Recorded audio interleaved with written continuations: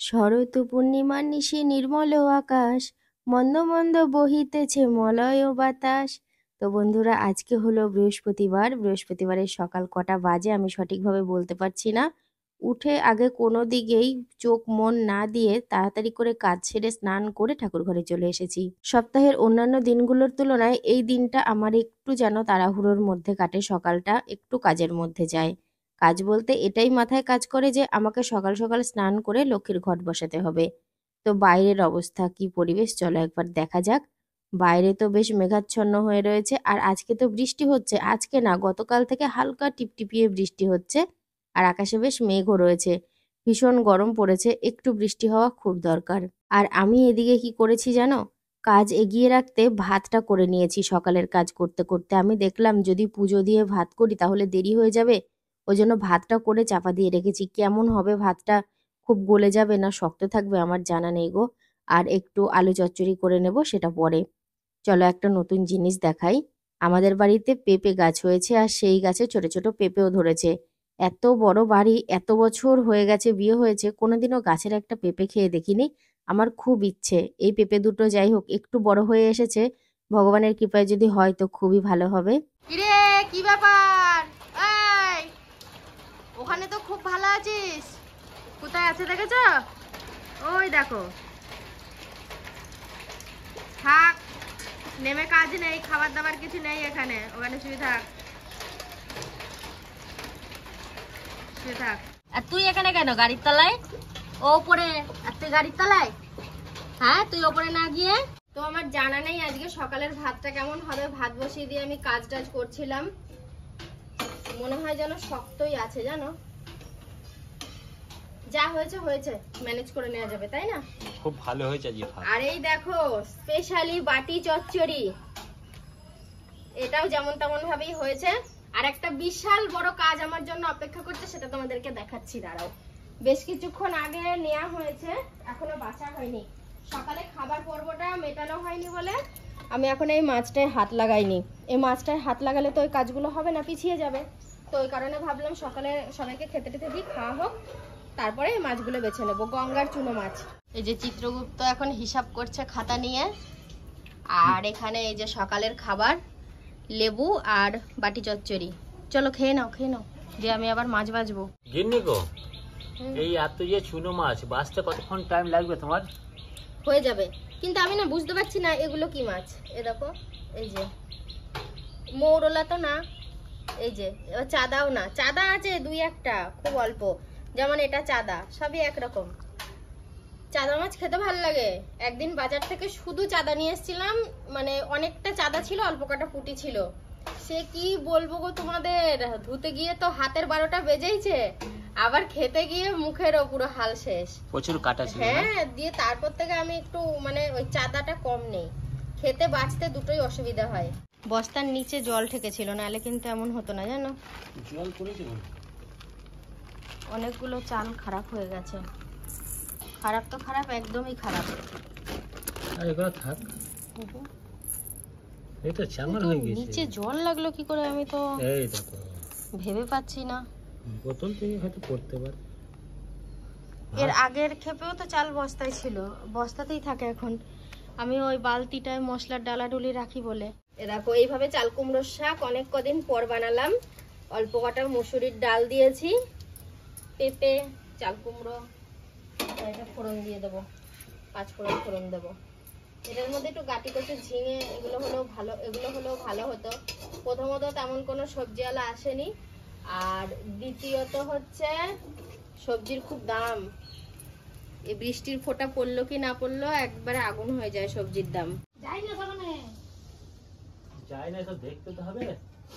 কি সাপ বলে মনে হলো? ও ঢাড়স থাকতে পারে, এখন বর্ষা না, আর ধরো এখানে অনেক কাঠমার জড়ো হয়ে রয়েছে। তুমি বেরোতে দেখেছো? না, ওইখানেই আছে। এটা এখানটা, এখানে ওই ব্যাগগুলো আছে না, ওইখানটাই ফোন আছে। ফোঁস করলে তাহলে আর কিন্তু ওই ওই দারাস ফারাস না। না না, ফোস করলে আমি কাঠটা এনেছি না, ওর কিছু হয়নি তো। আমার আর কি হবে, ওখানে আমি ব্যাগ দেবো পুরো। কিন্তু ওদিক দিয়ে বেরোনোর জায়গা নেই, ওকে এদিক দিয়ে রাস্তা দিতে হবে। তো এখানে দেখো মা আবার ইয়ে করে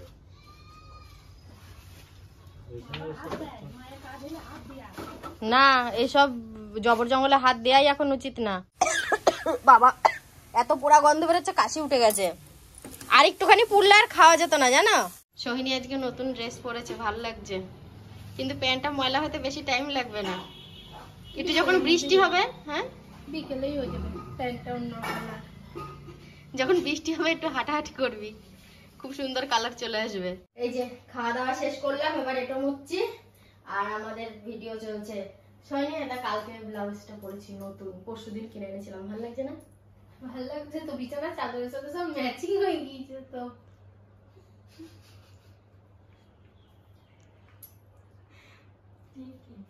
না আমি কি যেগুলো কিনে পরি সেগুলি বিছানার চাদর? আমি শাড়িও পরা বিছানার চাদরের কভারের মতো, ব্লাউজও পুরো ম্যাচিং।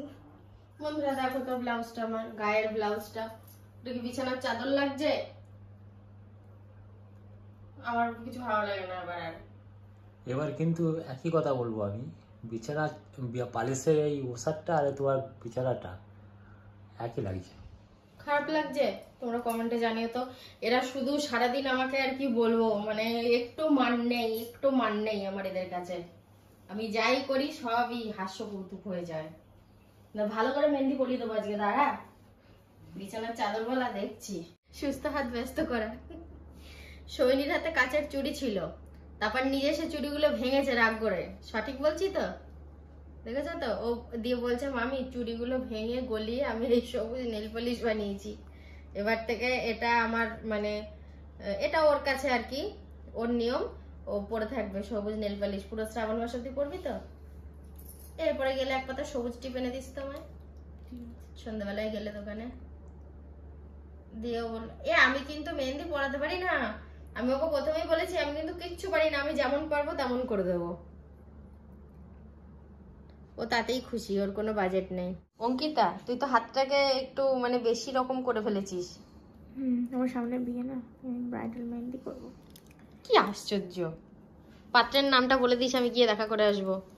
পাত্রের নামটা ওই যে পাশে ঘুমাচ্ছে, ওই জন্যই বললাম। ঢাকা দিয়ে দিই একটা, এসি চলছে না, শীত লাগবে, ঘুমিয়ে গেছে। দেখো সুন্দর করে মাথায় দিয়ে দিলাম, এবার তুমি ঘুমাও, আমরা বাইরে গেলাম।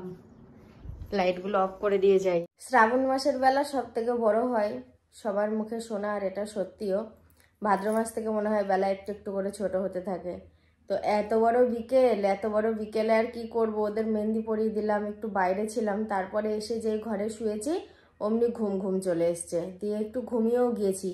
দিয়ে ঘুম থেকে একটু বাইরে ঘোরাঘুরি করে আসলাম, এর সাথে কথাও বললাম, পায়ে যে নুপুর নেই আমার আর সে খেয়াল নেই। তারপরে ভাবলাম যাকে একটু ভয়েস ওভারটা দিই, এই টাইমে সন্ধে দেবো, পাস্তা বানাবো। তো ভাবলাম ঠিক আছে চলো ভয়েস ওভারটা দিয়ে কাজ এগিয়ে রাখি।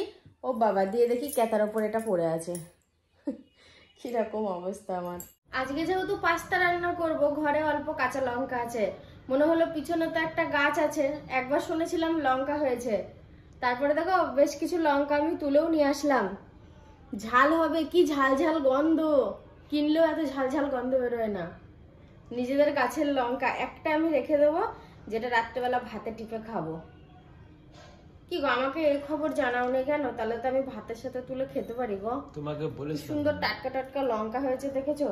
নিজেদের কাছে যেমনই হোক বাপু, সেইটাই যেন মনে হচ্ছে অমূল্য রতন। পেঁপে হয়েছে দুটো, এইটুকু পেঁপে দুটো দেখি ভাগ্যে থাকলেও দুটো সিদ্ধ খাবো। হবে পেঁপে গাছ লাগিও না আর কটা, পেঁপে আমি কিনি এখন তো লাগানোর টাইম, আমি এনে দেবো। হ্যাঁ পেঁপে গাছ লাগিয়ে দুটো, এদিক ওদিক কত জায়গা, চারদিক দিয়ে বসিয়ে দিলে গোটা 50 দিকে তাকিয়ে লাভ নেই বাবা, একটা বেজিয়ে রয়েছে কদিন ধরে। বাপি মাঝখানে ঠিক করে দিয়েছিল, আবার যা কার তাই। এবারই করি, বাইরে সন্ধ্যা হয়ে এসছে একদম, এবার একটু সন্ধ্যেবাতি দেবো, তারপরে পাস্তাটা করবো। তুমি বাড়িতে থেকো কেমন? বাড়িতে আছি আমি দেখলাম কিছুক্ষণ আগে গিন্নি আমার ঠাকুরের বাসন মাজছিল, ঘরে ঢুকতেই দেখি গিন্নির ঠাকুরের বাসন সব সন্ধ্যা দেওয়া হয়ে গেছে অনেকক্ষণ, দিয়ে ঠাকুরের বাসনগুলো ধুয়ে টুয়ে ঠাকুর ঘরটা একবার মুছলাম, দিয়ে এখন এই লাইট অফ করে ঠাকুরের ঘর বন্ধ করে দেবো। এই যে এবার একটু জল দিয়ে দেবো, ঠান্ডা জল, এর মধ্যে লবণ চিনি আমি ফুটানোর সময় দিয়ে দিই, একটু সাদা তেল দিই, তাহলে খুব ভালো হয়, নুন চিনিটা ঢোকে ভেতরে। আর আজকের পাস্তাটা খুব ভালো সিদ্ধ হয়েছে। এখন একটু চাটা খেয়ে নেবো, তারপরে এগুলো পরে বাকি কাজ সব সারবো। একটা করে কি ডিম সেদ্ধ হবে নাকি আমাদের? না না, এই পাস্তার ডিম। এটা ডিমটা কত সুন্দর দেখতে লাগছে, দেখো, দেখেছো? এখানে কটা ডিম আছে বন্ধুরা কমেন্টে জানিও তো, এখানে কটা ডিমের ভুজিয়া হতে পারে। এ দেখো খোসাগুলো একবার দেখিয়ে দিচ্ছি তোমাদেরকে, হ্যাঁ এটা ক্লু। এ দেখো, এই হচ্ছে ডিমের খোসা আর এই হচ্ছে ডিমের ভুজিয়া। এখানে কটা ডিমের ভুজিয়া হতে পারে তোমরা জানাও। ডিমের ভুজিয়াটা দেখাও, দেখিয়েছি। এই তো ডিমের ভুজিয়াটা। তো আর কি, এখন আমরা জমিয়ে পাস্তা খাবো, পাস্তাটা বানানো হোক তারপর খাবো। এতক্ষণ পর সবকিছু সেরে সুরে এই একটু ফ্রি হলাম। সত্যি আমি ফ্রি হলাম, বিশ্বাস করো। বেশি ফ্রেশ লাগছে, ওই শাড়িটা ছেড়ে নাইটিটা পরেছি। এই নাইটির সুখ যারা যারা জানে তারা বলতে পারবে যে নাইটি পরার পর কতটা শান্তি লাগে। কিন্তু যারা পরে না তারা বলতে পারবে না, তারা রেগে যাবে। তো যাই হোক, দেখো একটা কাজ করছিলাম, ছোট্ট কাজ। এই ব্লাউজটা একটু খাপানোর দরকার ছিল, ওই জন্য ব্লাউজটা খাপাচ্ছি। আর পাস্তার পর্ব তো অনেকক্ষণ আগেই মিটে গেছে। তারপর এই বসে থাকা, গল্প করা, আড্ডা দেয়া, এই হচ্ছে। টুকটাক কাজও সারা হয়েছে। আর এখন 9:30 কি 10:45 বাজে। কর্তামশাই আসার টাইম এখনো হয়নি, 10টা পার না হলেও আসবে না। তো বন্ধুরা আর কি করব, এখন এই ছোটখাটো কাজ আছে সেগুলো সারবো, আর তার সাথে ব্লগটাও শেষ করে দেবো। তো তোমরা সবাই খুব ভালো থেকো, দেখা হচ্ছে পরের ভিডিওতে। সবাইকে গুড নাইট।